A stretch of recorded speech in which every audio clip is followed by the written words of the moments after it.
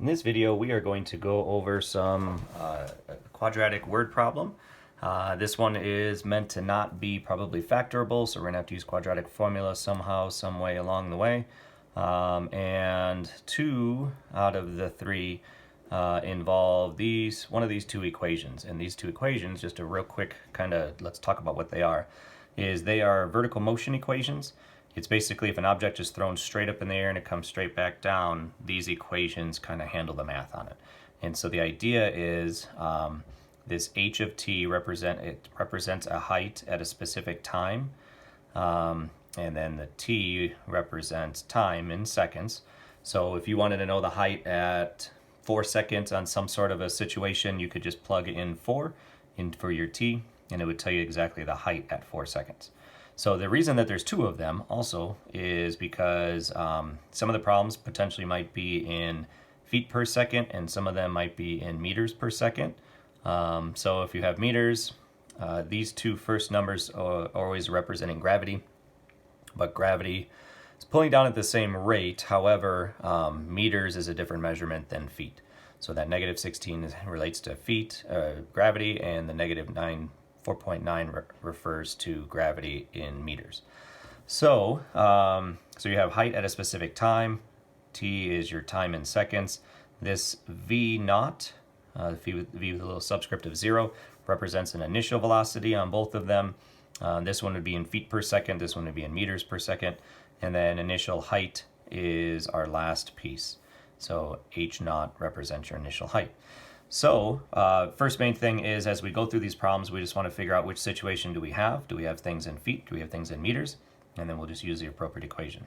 So for the first problem, we have three different types of situations, all kind of based on a similar question situation. It says a bolt falls off an airplane at an altitude of 500 meters. Approximately how long does it take the bolt to reach the ground? So the bolt falls. That's a key piece of information, that when it says that it's falling, you have no velocity. So it's like you dropped something. Because velocity depends on the direction. If you're throwing an object up into the air, it's going to have positive velocity. If you're going to throw something down, it's going to have negative velocity.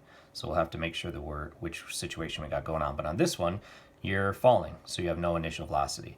It says it falls off an airplane at an altitude of 500 meters. So meters means we're going to be dealing with this equation, and it is falling from my initial height of 500.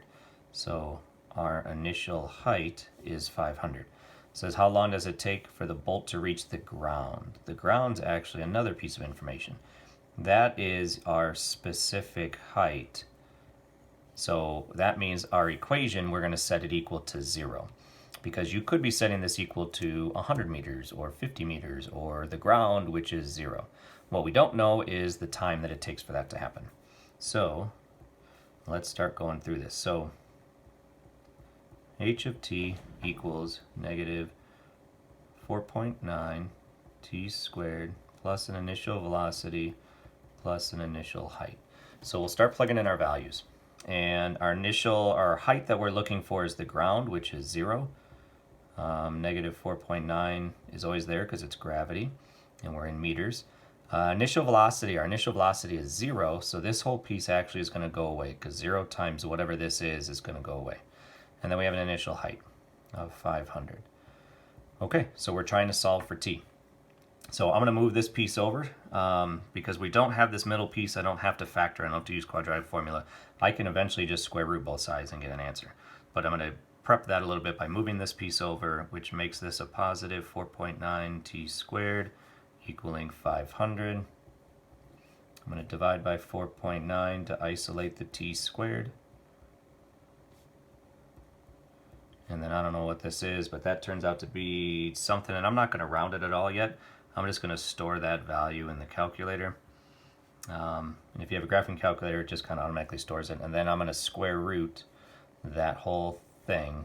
So the dot dot dot refers to that there's more value to that. I'm going to try to keep it as accurate as possible. So technically, we should be getting a positive and negative, and we'll round this now. When you square root that whole decimal, you get about a 10.1. So it's time, so it's seconds, but technically we have two different answers. we have a positive 10 seconds-ish and a negative 10 seconds. Well, the negative doesn't make any sense because it's time. So we really can ignore the negative on this one and just, it takes about 10 seconds if it just falls off of the airplane from a height of 500 meters. Now, there's a lot of physics that this does not consider, so this is just an approximation. So part B is a ball is thrown downward at a speed of 30 meters per second. Now, the fact that it's thrown downwards, this is our velocity, this is our initial velocity, but it is thrown downwards, so it's going to have a negative velocity to it. From an altitude of 500. So it's kind of like the airplane, same altitude, same initial height, still meters. Approximately how long does it take for the ball to reach the ground?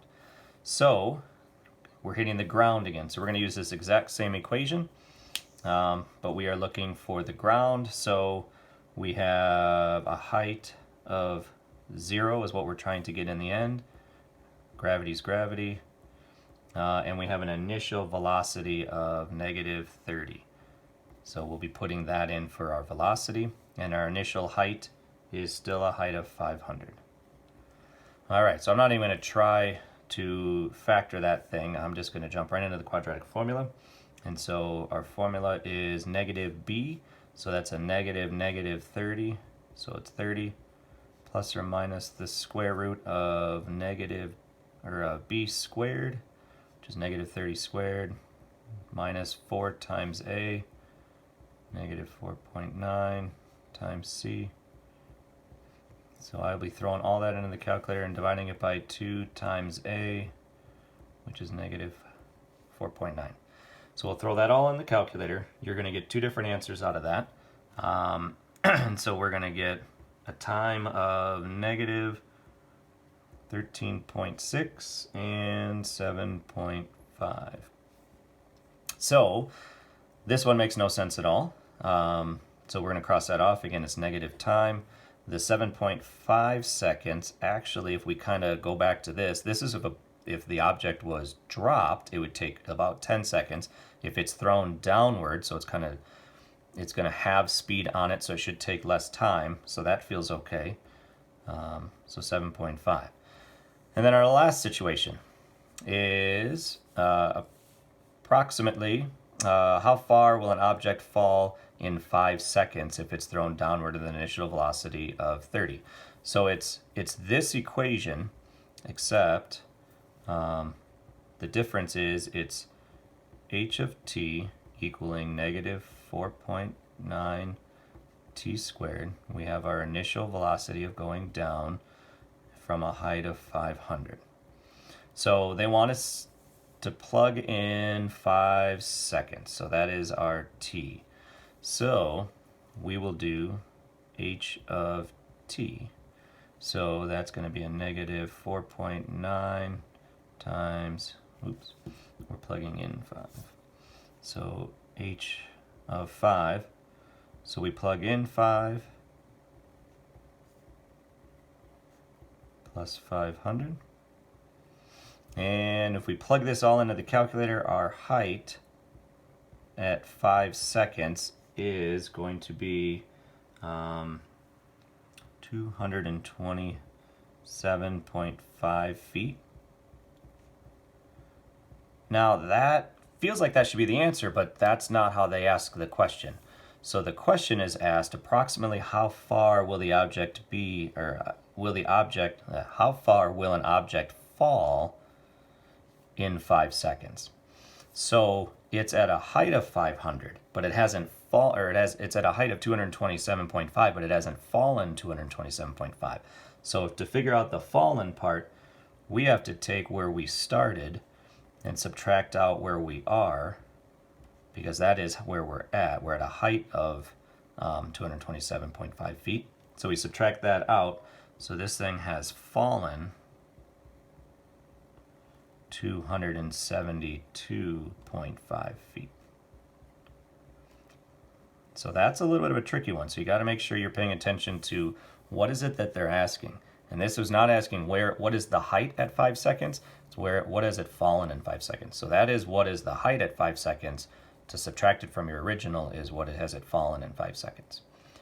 All right, so that was our first kind of long problem that had a couple different situations talking about the vertical motion equations in a couple different situations, and then we'll have 2 other videos that will take care of the last 2.